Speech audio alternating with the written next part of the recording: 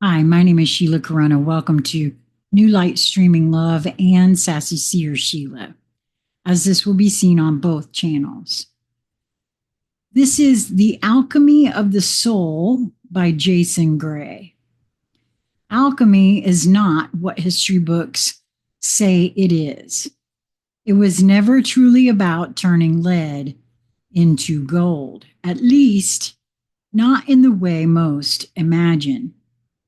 The real alchemists, the ones who worked in secret, who hid their knowledge behind symbols and coded manuscripts, were never after material wealth. Their work was not concerned with metals, but with something far greater. Alchemy is the science of transformation.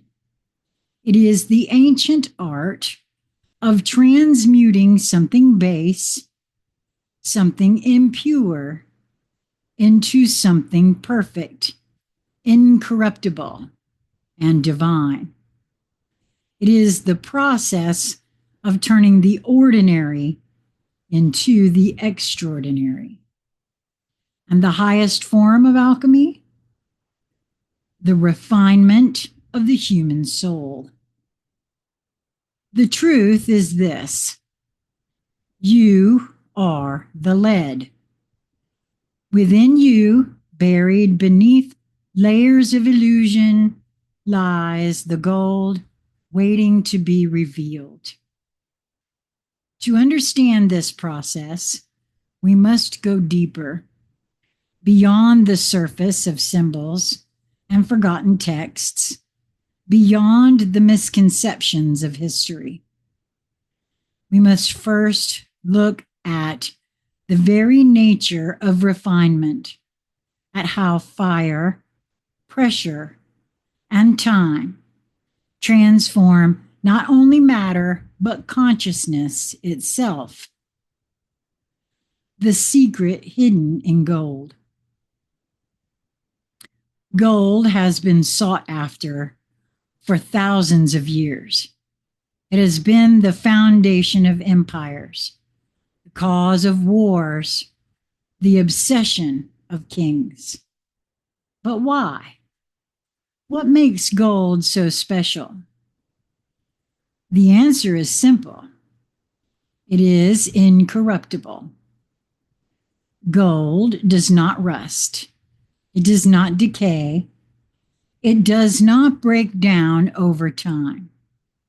It remains pure, untouched by the elements, unchanging. It is, in many ways, the physical embodiment of perfection. This is why the ancient alchemists used gold as a symbol for something much greater: the perfected soul. The soul, like gold, is meant to be pure, unbreakable, untouched by the corruption of the world. But in its unrefined state, it is like lead, dull, heavy, weighed down by impurity. The work of the alchemist, then, is not to create gold from metal. It is to create gold within themselves. The magnum opus, the great work of transformation. The path of inner alchemy is known as the magnum opus, the great work. It is a process that takes a human being from a state of darkness and ignorance to one of light and wisdom. It is the sacred process of dissolving everything false within, burning away illusions, and distilling the true essence of who we are. The process is not theoretical. This process is real. It happens within us all, whether we are aware of it or not. It is the reason suffering exists, the reason life is filled with trials and challenges. These experiences are not here to punish us. They are here to refine us. The magnum opus is divided into 4 stages. 1.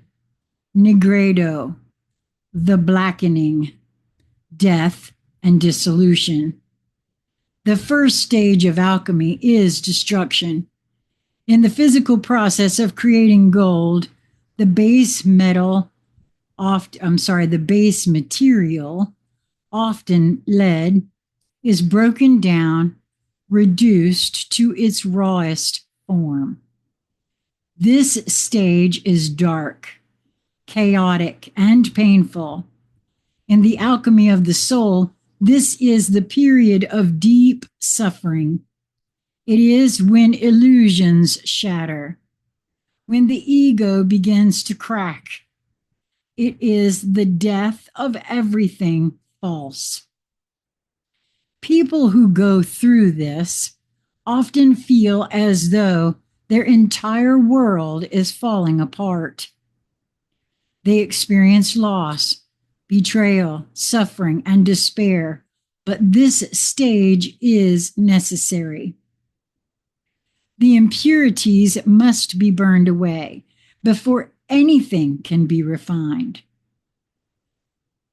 The false self, the identity built on fear, conditioning, and societal expectations must be broken before the true self can emerge.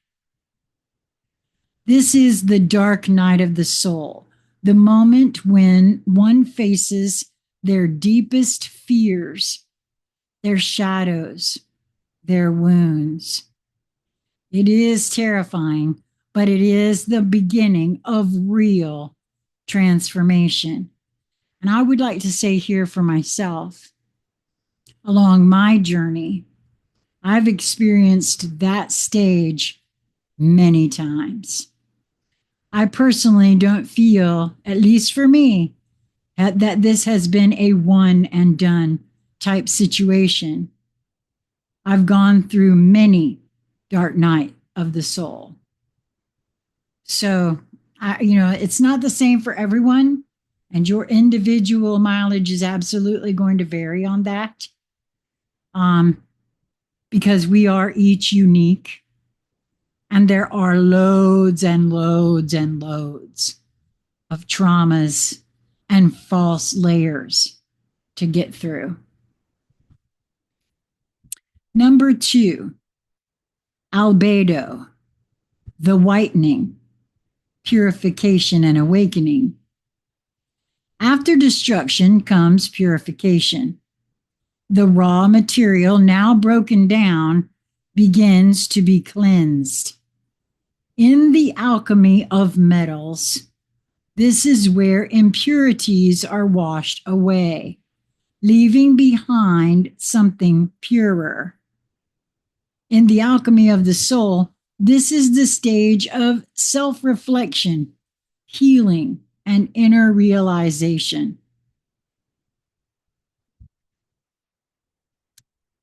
I wonder if that's why I say I think it's not a linear process is what I'm getting at the moment.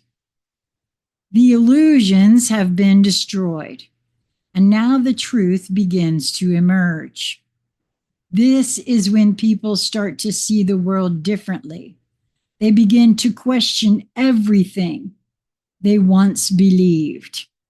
They start to recognize the patterns of their own suffering, the cycles that have kept them trapped. That does feel like where I'm at. It is a time of clarity, of deep inner peace, but also of solitude. The soul, having burned away its attachments, now seeks purity, truth, and meaning. Many spiritual seekers remain in this stage, caught in endless purification, never realizing there is more. Number 3, citrintus. I hope I pronounced that right. The yellowing, integration, and mastery. Gold does not appear in its final form all at once. Even after purification, it still must be refined. This is the stage where the purified self begins to live its truth. It is the integration of wisdom, the embodiment of higher knowledge. This is when the soul realizes that suffering was never a punishment. It was the fire that shaped it. Every loss, every heartbreak, every failure was part of the process. How true. Nothing was wasted. Here, wisdom is no longer just something learned, it is something lived. The individual no longer reacts to life blindly. That's true. They move with awareness, with intention. They are no longer a prisoner of their emotions, of their past. They have gained mastery over themselves. Number 4, rubido, the reddening, the birth of the golden self. The final stage is perfection. It is the creation of the philosopher's stone, not a literal stone, but the awakened being. This is the moment when all opposites merge, light and dark, suffering and joy, life and death. The soul is no longer just seeking truth. It is truth. It is no longer looking for peace. It is peace. It is no longer searching for gold. It has become gold. This is enlightenment, not in the mystical sense, but in the purest, most practical way. The individual is now free, free from fear, free from attachment, free from anything that is not truly them. They are untouchable by corruption, just as gold is untouchable by rust. This is the final transmutation. The true alchemist has turned themselves into something immortal. Why this knowledge is hidden? Why does the world not speak of this? Why is this knowledge buried in ancient texts, hidden behind symbols, dismissed as fantasy? Because it is dangerous.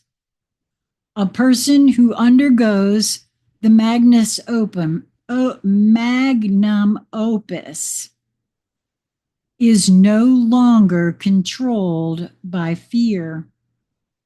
They cannot be manipulated, cannot be enslaved by systems that thrive on ignorance. They see through the illusions of power, of money, of authority. This is why real alchemy is hidden. It was never about gold. It was always about liberation. It was about creating human beings who were truly free, who carried the light within them, who could never be controlled. The world does not want gold in human form. Now you know the truth. The fire is calling you. If you are suffering, if you feel lost, if everything in your life is falling apart, good. You are in the fire. The process has already begun. Do not run from it. Boy, I'm telling you, I ran. I ran as fast and as hard as I could. And that is why I laid at death's door for 10 years. Do not fear it. The suffering is not here to break you. It is here to refine you. Let it burn away everything false. Let it dissolve every illusion. The fire will not consume you. It will only destroy what is not truly you. On the other side of this, you will emerge as something new, something rare, something incorruptible. You will no longer seek gold. You will become it. Wow, I love this. in the group there where it's posted, and he posted this March 14th. Today is June the 23rd. The first comment I'm running into here is it's about wealth too, I can assure you. Well, I guess, that's subjective, isn't it? It's what anyone wants to call wealth. I've never had what many would refer to as wealth, but I have been rich in many, many ways. Never in the terms of money, but in terms of other things. Wow. Well, that's it for this one. I hope that you will move towards that which draws you in every moment that presents itself to you. Until we meet again, my friends, be well.